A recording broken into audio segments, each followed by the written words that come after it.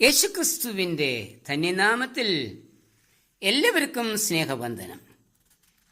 യാഗത്തിൽ അല്ല, കരുണയിലത്രേ ഞാൻ പ്രസാദിക്കുന്നു എന്നുള്ളത് എന്ത് എന്ന് പോയി പഠിക്കുവീൻ. മത്തായി 9:13 കർത്താവിൻ്റെ ഈ പ്രസ്താവനയുടെ പശ്ചാത്തലം നമുക്കൊന്ന് ശ്രദ്ധിക്കാം. ചുങ്കക്കാരോടും പാപികളോടും കൂടെ പന്തിയിൽ ഇരുന്ന് ഭക്ഷണം കഴിക്കുന്നുവെന്ന് പറഞ്ഞുകൊണ്ട് യേശുവിനെതിരായി പിറുപിറുക്കുന്ന പരീശന്മാരും ശാസ്ത്രിമാരും. മത്തായി 9:10-13 വരെയും, മർക്കോസ് 2:13-17 വരെയും, ലൂക്കോസ് 5:27-32 വരെയുമുള്ള ഭാഗത്ത് നാം ഇത് വായിക്കുന്നുണ്ട്. ഇവിടെ വിരുന്ന് ഒരുക്കിയത് ചുങ്കം പിരിവുകാരനായ മത്തായിയാണ്. ലൂക്കോസ് 5:29. യേശുവിന്റെ വിളി കേട്ട് സകലവും വിട്ട് താൻ അതുവരെ ചെയ്ത ജോലി ഉപേക്ഷിച്ച് യേശുവിനെ അനുഗമിച്ച മത്തായി, അതായത് മാനസാന്തരപ്പെട്ട മത്തായി. ഒരുവൻ ക്രിസ്തുവിൽ ആയാൽ അവൻ പുതിയ സൃഷ്ടിയാകുന്നു, പഴയത് കഴിഞ്ഞുപോയി, ഇതാ അത് പുതുതായി തീർന്നിരിക്കുന്നു. 2 Corinthians 5:17. സ്വയം നീതിമാന്മാർ എന്ന് അഭിമാനിച്ചിരുന്ന പരീശന്മാർക്ക് പുതിയ സൃഷ്ടിയായി തീർന്ന മത്തായിയുടെ മാനസാന്തരത്തെ അംഗീകരിപ്പാൻ സാധിച്ചില്ല. അവരുടെ കണ്ണിൽ മത്തായി ഇപ്പോഴും പാപിയ. അതുകൊണ്ടാണ് അവർ യേശുവിന് എതിരായി പിറുപിറുക്കുന്നതും. അവർക്ക് കർത്താവ് നൽകിയ മറുപടിയാണ് നമ്മുടെ ആധാരവാക്യമായി നാം വായിച്ചത്. യാഗത്തിലല്ല, കരുണയിലത്ര ഞാൻ പ്രസാദിക്കുന്നു എന്നുള്ളത് എന്ത് എന്ന് പോയി പഠിക്കുവീൻ. ഞാൻ നീതിമാന്മാരെയല്ല, പാപികളെ അത്രേ വിളിക്കുവാൻ വന്നത്.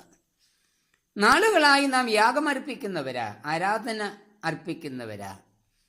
എന്നാൽ ഭാരപ്പെടുന്ന, വേദനിക്കുന്ന നമ്മുടെ ചുറ്റുപാടുമുള്ള സഹോദരങ്ങളോട് കരുണ കാണിപ്പാൻ നമുക്ക് കഴിഞ്ഞിട്ടുണ്ടോ? മീഖ 6:7 പ്രവാചകൻ ചോദിക്കുന്നു, 1000 ആട്ടുകൊറ്റന്മാരിലും 10,000 തൈലനദിയിലും യഹോവ പ്രസാദിക്കുമോ? പിന്നെ എന്തിലാ യഹോവ പ്രസാദിക്കുന്നത്? 6:8 ന്യായം പ്രവർത്തിക്കുന്നതിലും ദയ കാണിക്കുന്നതിലും ദൈവത്തിന്റെ സന്നിധിയിൽ താഴ്മയോടെ നടക്കുന്നതിലും. നാം ഓരോരുത്തരും കരുണയുള്ളവരായിരിക്കണമെന്ന് കർത്താവ് ആഗ്രഹിക്കുന്നു. പർവ്വത പ്രസംഗത്തിൽ കർത്താവ് പറഞ്ഞു, കരുണയുള്ളവർ ഭാഗ്യവാന്മാർ, അവർക്ക് കരുണ ലഭിക്കും. മത്തായി 5:7. നമ്മുടെ കർത്താവ് കൃപയും കരുണയും ദീർഘക്ഷമയും മഹാദയമുള്ളവനാകിയാൽ അവനെ അനുഗമിക്കുന്ന നമ്മിൽ നിന്നും ഇവയെല്ലാം കർത്താവ് പ്രതീക്ഷിക്കുന്നു. കരുണ, ഈ വാക്കിന് സഹതാപം, സ്നേഹം, ദയ തുടങ്ങിയ അർത്ഥം നമുക്ക് നൽകാം. ഇന്ന് നാം ജീവിക്കുന്നത് കരുണ പറ്റിയ ഒരു ലോകത്തിലാണ്. വാഹനമിടിച്ച് അവശനായ മനുഷ്യനെ ആശുപത്രിയിൽ എത്തിക്കാമെന്ന് പറഞ്ഞ് വണ്ടിയിൽ കൊണ്ടുപോയി വഴിയിൽ തള്ളിയിട്ടിട്ട് പോകുന്ന സംഭവങ്ങൾ ഇന്ന് ധാരാളമാണ്. അപകടത്തിൽ പെട്ടവരെ രക്ഷിക്കുന്നതിന് പകരം വീഡിയോ എടുത്ത് വാട്സാപ്പിൽ ഇടുവാനായിട്ടാണ് നാം താല്പര്യപ്പെടുന്നത്. നല്ല ശമരിയക്കാരന്റെ ഉപമയിൽ ദയ കാണിക്കാത്ത പുരോഹിതനെയും ലേവിനെയും ദയ കാണിക്കുന്ന ശമരിയക്കാരനെയും നാം കാണുന്നുണ്ട്. ദയ കാണിക്കുന്ന ശമരിയക്കാരനാ നല്ല കൂട്ടുകാരൻ. നമുക്കെങ്ങനെയാണ് ദൈവത്തെ സ്നേഹിക്കുവാൻ കഴിയുന്നത്? മീഖ പറയുന്നു, ന്യായം പ്രവർത്തിക്കുക, ദയാതൽപരനായിരിക്കുക, ദൈവസന്നിധിയിൽ താഴ്മയോടെ നടക്കുക. കർത്താവിനെ പ്രസാദിപ്പിക്കുന്നതിനു വേണ്ടി ഇന്ന് നാം ധാരാളം പ്രവർത്തനങ്ങൾ നടത്തുന്നുണ്ട്. എന്നാൽ ഈ ഓരോ പ്രവർത്തനങ്ങളിൽ കൂടിയും നമ്മെ ഉയർത്തിപ്പിടിക്കുവാനാ പലപ്പോഴും നമ്മൾ ശ്രദ്ധിച്ചിട്ടുള്ളത്. കർത്താവിന് മഹത്വം കൊടുക്കുവാൻ നമുക്ക് കഴിയുന്നുണ്ടോ? കർത്താവ് നമ്മിൽ നിന്ന് ആഗ്രഹിക്കുന്നത് ഒന്ന് മാത്രമേ ഉള്ളൂ, നാം ദയ കാണിക്കണം, കരുണ കാണിക്കണം. നമ്മുടെ വിശ്വാസം പ്രവൃത്തിയുള്ളതായിരിക്കണം എന്നാണ് യാക്കോബിന്റെ ലേഖനത്തിൽ നാം വായിക്കുന്നത്.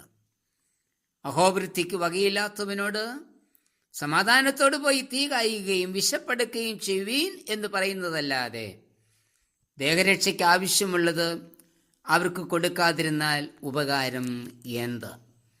യാക്കോബ് 2:16 നമ്മുടെ വിശ്വാസം പ്രവൃത്തികളില്ലാത്തതായാൽ സ്വതവേ നിർജീവം ആയിരിക്കും. വിശ്വാസി എന്ന് അഭിമാനിക്കുന്ന നമുക്ക് മറ്റുള്ളവരുടെ സങ്കടത്തിലും വേദനയിലും പങ്കുചേരുവാൻ കഴിയുന്നുണ്ടോ?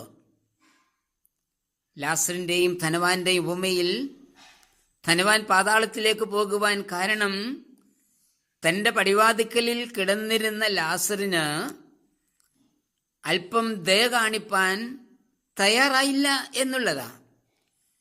അല്ലെങ്കിൽ അല്പം ആഹാരം നൽകി അവന്റെ വിശപ്പടക്കുവാൻ തയ്യാറായില്ല എന്നതാ. ഇന്ന് പലപ്പോഴും നാമും ഇതുതന്നെയല്ലേ ചെയ്യാറുള്ളത്? അന്ത്യ ന്യായവിധിയുടെ മാനദണ്ഡമായി മത്തായി 25 പറയുന്നത്, വിശക്കുന്നവന് ആഹാരവും ദാഹിക്കുന്നവന് വെള്ളവും, നഗ്നന് വസ്ത്രവും രോഗിക്ക് ആശ്വാസവും നൽകുക എന്നതാ. അത് നൽകാത്തവനാ നിത്യാഗ്നി എന്ന് ഇവിടെ നാം വായിക്കുന്നത്. ദൈവത്തിൽ ദിനംതോറും എത്രയെത്ര നന്മകളാണ് നമ്മൾ അനുഭവിച്ചു കൊണ്ടിരിക്കുന്നത്. ഈ നന്മ, ഈ കരുണ സംശിഷ്ടങ്ങളോടും നാം കാണിക്കേണ്ടതല്ലേ? കർത്താവേ, നന്മയുടെ പ്രതീകമായ കരുണ എന്നിലുണ്ടാകുവാൻ കൃപ തരണമേ. ആമേൻ.